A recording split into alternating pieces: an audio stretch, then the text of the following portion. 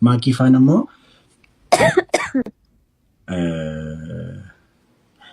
baay'ee wal jaalladha. Dhaggeeffattanii anaaf inni walalleeti miti, walala qabaanneeti miti, walitti haara qabaanneeti miti.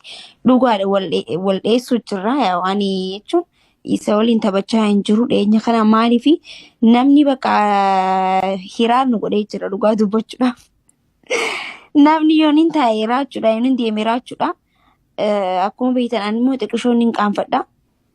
Raachuun immoo nama qoosu nama kofalchiisu. Sanumaafuu nuti walii lolli bika deemtanitti walitti araarsaa hin jiran nuti walii hin lolle. Dhageessan.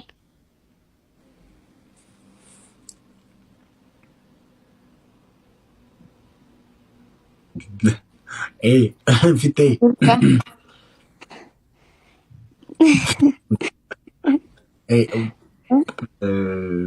Anaaf maakiin waliin lolle si jamara akkamitti wal lollaa? Baay'ee guyyaa tokko nama wajjin akkas ji'a meeqaaf akkas galgala live irra wajjin haasa'u miti. Guyyaa tokko nama wajjin wal baruun waan salphaa miti. Ishee faana miti isin faana illee maatii taaneerranna. Gaafii amma ijoolleen tokko dhuftanii jaluma jettanii yeroo naarribsatan illee nama buloo godheen beeku. Baay'ee dhaloota koo keessatti naman buloo godhe yoo baay'ate amma bulookii koo yoo laalee nama 6 nama 7. Isayyuu Oromoon tokko 2 yoo keessa jiraate. Kun jechuun maal jechuudha? Nuti maatiidha bakka. Guyyaa tokko akkas ta'anii haasa'uun namna. Uummatni amma fakkeenyaaf guyyaa 2 guyyaa 3 otoo live irraa hafee hunduma keessan miss godha jechuudha. Hunduma keessan nan isin yaada. Kun maaliifi family taanirraa jechuudha. Maatii taanirraa jechuudha. Maakii miti isin faanallee jechuudha. Warran komentii irratti illee isin beeku. Isin faanallee maatii taanirraa jechuudha. Ani akkasittan hubadha. Maakii faana immoo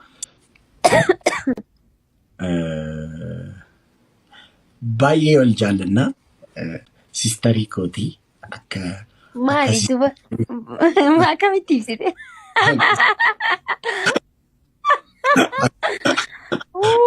Jedhe qaallichi. Maali na waan hudhamtee fakkaata maali kana dubbachuu? Ayyaatu. Ay goddanyaadha jechuuf jedheen goddanyaan turgumii biraa qabanna. Ammas tasa qaayyaa'udha jedhee. Sistariidha like umuriin illee baay'een ishee caalaa jechuun ani baay'ee otoo dafee hin fuune malee like jireenyi naami mijatee dafee hin fuune malee yoo na mucaa ishee geessu nan qabaadha jechuudha. Maakii Arramoo kanaan gad dhuftee bismillah amma as qayyeessuudhaa fi miita akkasii wanni jettee jirtan dhiisi amma dhaggeeffadhu warra as jala jirtan wanni. Ayi baay'ee maakii reaaliti jirtu moo manni beekuu qaba. Otoo dafee fuudhee jiraate yoo na mucaa geessuu qaba.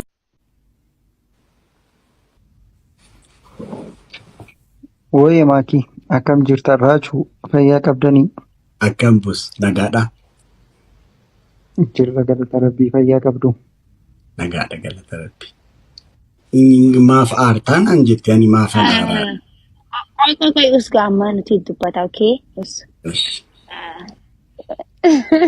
Waa hundaafuu baga nagaa dhuftee burqaan kana raachuun kana maakiin kana asuma dubbiin direen kana kubbaanis kubbaa kana isin galee miti dhaggeeffadha.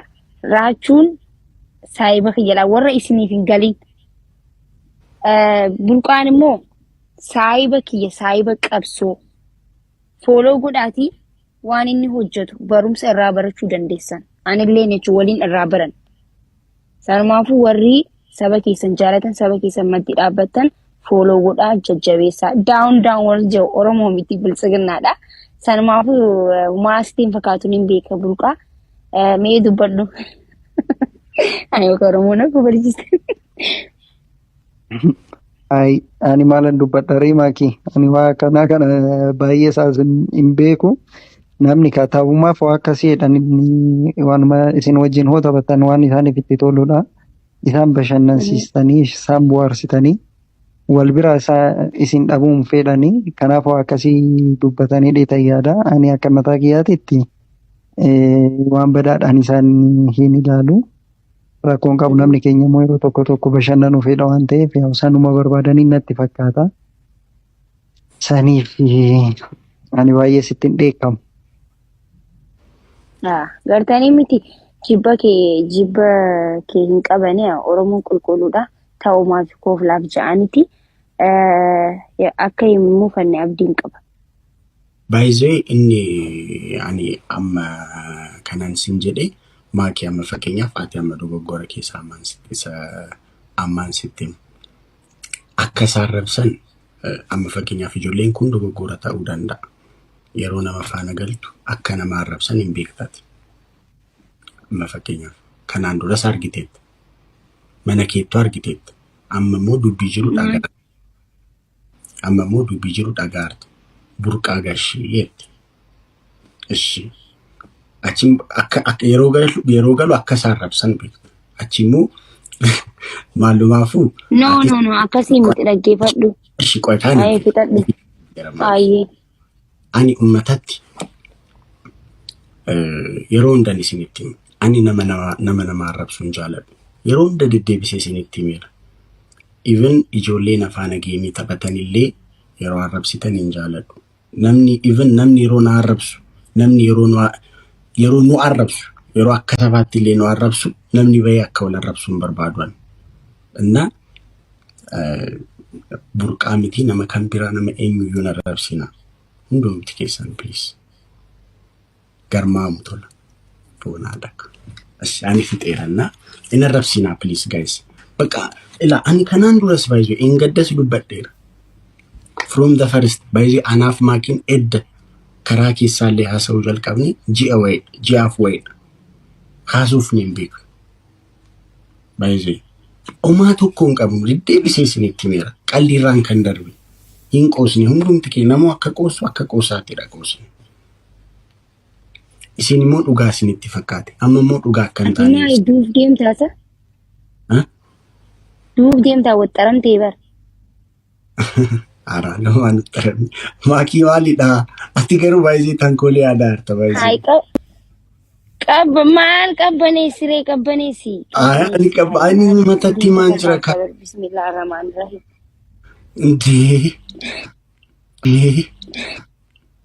Ay ijoollee keenya ana dhiibdu bara.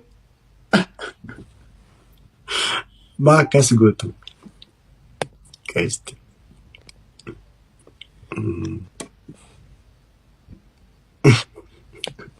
Ay Oromoo.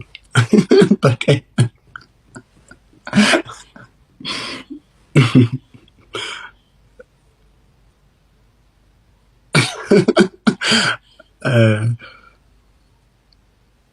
Bakka bageettu boko battidha.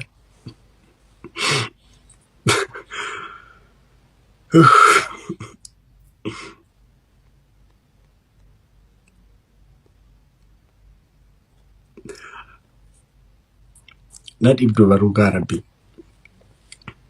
Guys, ani eenyu akka baaseyyuu hin beeku.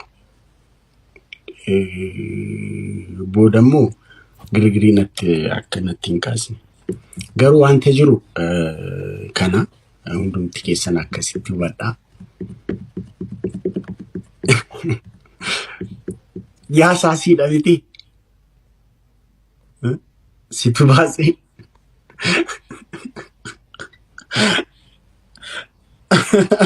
Ana miti dhugaa rabbi.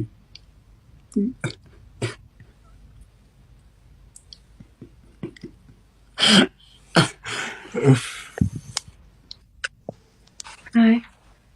Hi. How are you? I'm